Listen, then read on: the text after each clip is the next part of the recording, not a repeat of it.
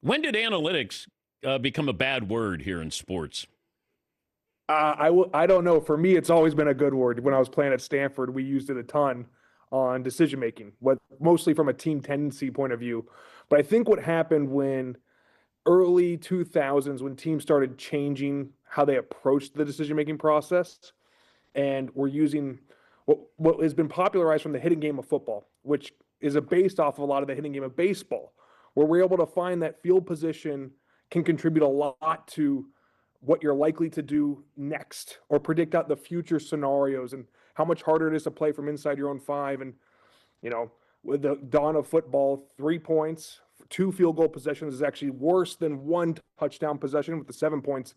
And that changing a lot of how we can approach the math of a game. I think probably the early to late 2010s is when it started to shift and become a big thing. And anytime you change, it's gonna cause some friction there. Just feels like if we said probability, people wouldn't have as much of a problem as analytics sounds like I'm smarter than you, as opposed to probability. We just, I don't know. We don't recoil when we hear probability.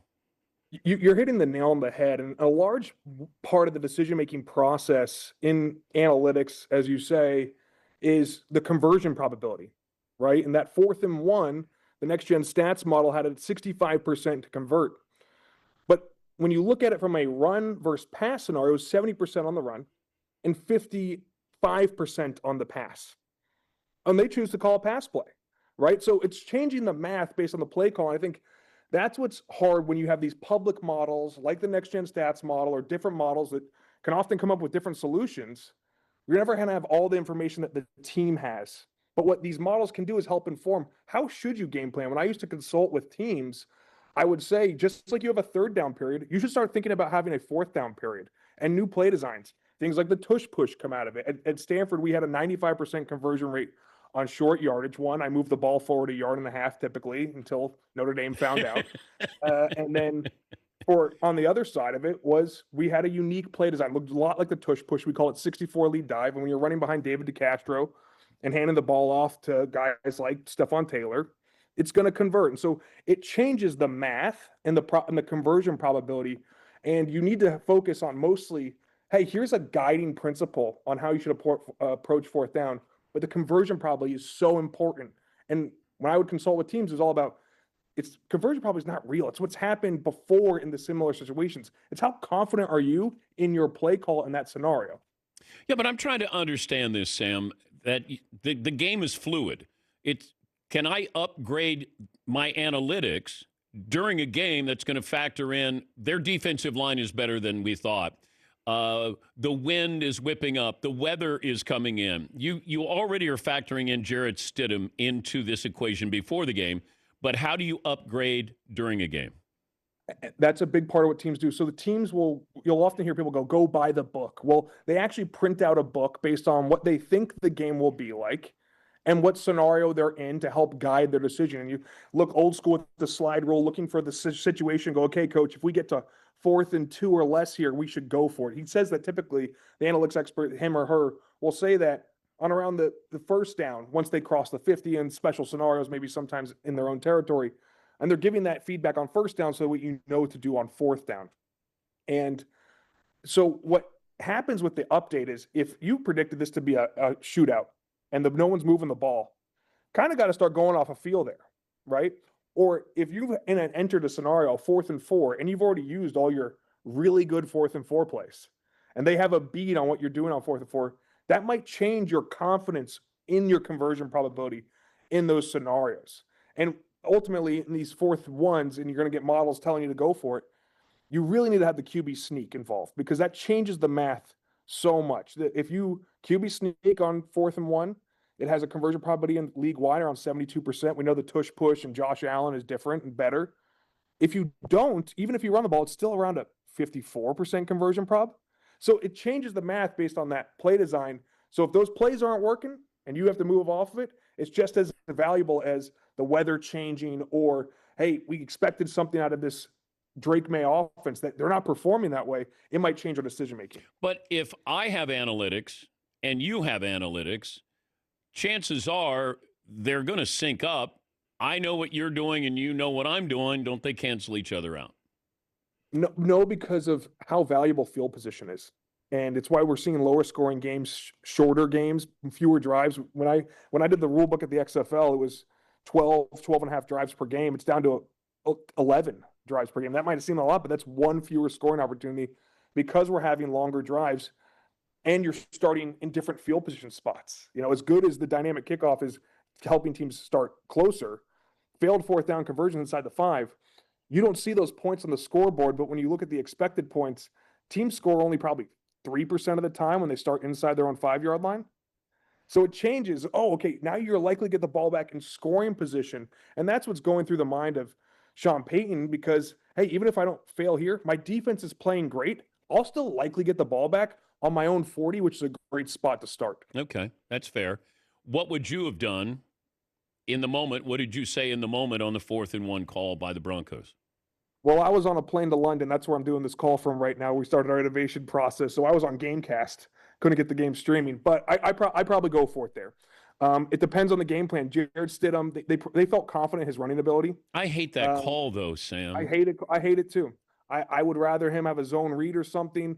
But to me, I'm basing a lot of my 4th-and-1 decision off of QB sneak. And I really want to have it. It's why I love the teams that use the giant tight end to go in and do it.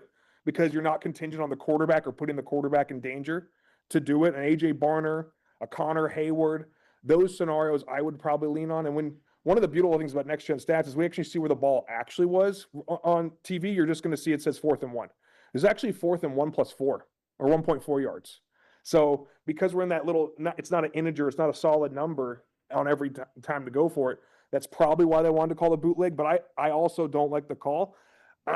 When I would do the rules of the XFL, I never would tell the coaches what play to call because that's not my expertise, right? I have certain things I like to do, but I'm not a play caller or play designer.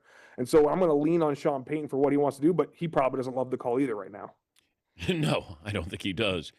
Gut feeling over analytics. How do you balance that? From my point of view, I lean heavily on the analytics, and that drives my gut feeling. If you watch Prime Vision with Next Gen Stats, you're going to hear me talk about team tendencies and how they approach the game, very similar to how I prepared for games, but all driven by analytics and data. Where I think gut feeling can come in is the same thing about those numbers. If I know you aren't going to blitz from your numbers, it can be a tendency breaker and can beat me. If I know that you're doing a tendency breaker in game, I might change my thinking.